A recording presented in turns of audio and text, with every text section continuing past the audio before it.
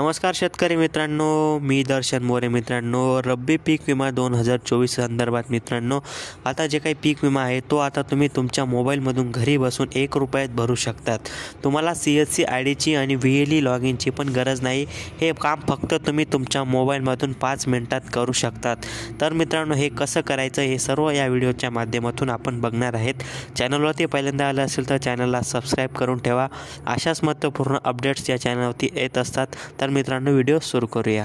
तर शेतकरी मित्रांनो, तुमच्या प्लेस्टोअरमध्ये तुम्हाला एक ॲप डाउनलोड करून घ्यायचं आहे. मित्रांनो, क्रॉप इन्शुरन्स नावाचं एक ॲप आहे. मित्रांनो, पीक विमा भरण्याचं जे नवीन ॲप लॉन्च केलेलं आहे ते तुमच्या मोबाईलमध्ये डाउनलोड करून घ्या. त्यानंतर मित्रांनो ओपन करा. ओपन केल्यानंतर मित्रांनो इथे 2 ऑप्शन येतील. मित्रांनो, लॉग इन आणि कंटिन्यू विथ गेस्ट. तुम्हाला लॉग इन या पर्यायावरती क्लिक करायचं आहे. त्यानंतर मित्रांनो, जो काही तुम्ही मागील वर्षी पीक विमा भरलेला होता, जो मोबाईल नंबर दिलेला होता, तो मोबाईल नंबर तुम्हाला इथे टाकायचा आहे. त्यानंतर लॉग इन विथ OTP या ऑप्शनवरती तुम्हाला एकदा क्लिक करायचं आहे. त्यानंतर मित्रांनो, जो काही तुम्ही नंबर दिलेला आहे त्या नंबरवरती OTP येईल. तो OTP तुम्हाला इथे टाकायचा आहे. मित्रांनो, तर मित्रांनो, OTP टाकल्यानंतर व्हेरीफाय नाऊ या ऑप्शनवरती क्लिक करा. त्यानंतर तुमच्यासमोर एक असं प्रकारचं एक लॉग इन होईल. त्यानंतर तुम्हाला इथे जायचं आहे. मित्रांनो, PMFBY इन्शुरन्स या ऑप्शनवरती क्लिक करायचं आहे.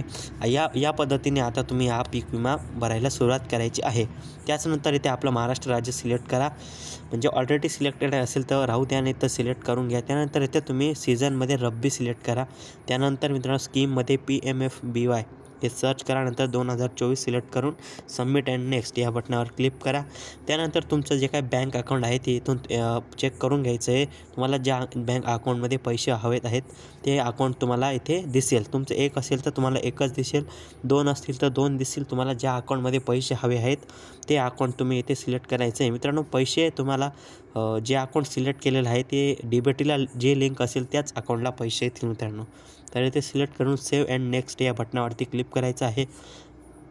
त्यानंतर तुमच्यासमोर अशी माहिती ओपन होईल. तुम्ही बघू शकता. सर्व माहिती एकदा चेक करून घ्यायची आहे. तुमची जी काही माहिती आहे ती चेक करून तुम्हाला एकदा इथे तुमचा ॲड्रेस चेक करून घ्यायचा आहे.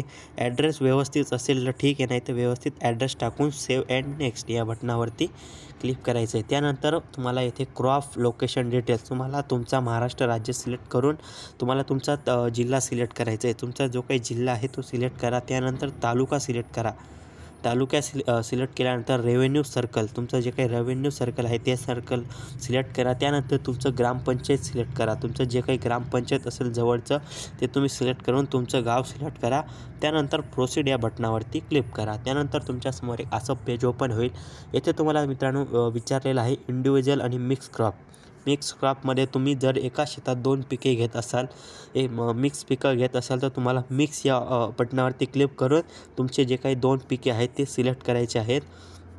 जर तुम्ही 1 पीक घेत असाल तर इंडिव्हिज्युअल हे ऑप्शन सिलेक्ट करा. त्यानंतर सिलेक्ट क्रॉपवर ऑप्शन या बटनावरती क्लिक करा. इथं तुम्हाला ऑप्शन दिलेलं आहे. ओनियन आहे, गहू आहे, नंतर मित्रांनो शेंगा आहेत, नंतर चना आहे.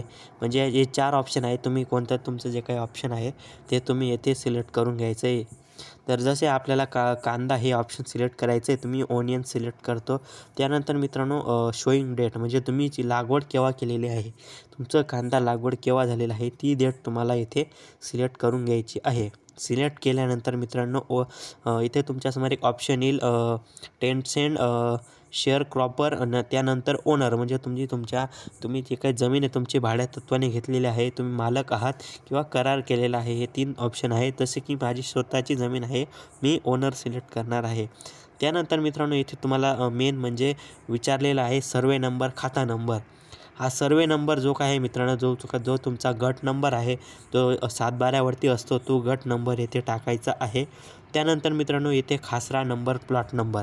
खासरा नंबर, प्लॉट नंबर मित्रांनो पिकांची काही नोंद केलेली असते त्यावरती तुमचा जो काही नंबर असतो तो नंबर येथे तुम्हाला टाकायचा आहे. मित्रांनो, त्यानंतर मित्रांनो बघू शकता अशा प्रकारे तुमचं पेज ओपन होईल. तुम्हाला तुमची सर्व नाव वगैरे माहिती क्लिअर दिसेल. त्यानंतर तुम्हाला इथे एक ऑप्शन क्लिक करून प्रोसीड या बटनावरती क्लिक करायचं आहे. तर मित्रांनो अशा प्रकारे एक ऑप्शन क्लिक झालेला आहे. तुमचा गट नंबर अशा प्रकारे तुमचं नाव दिसेल.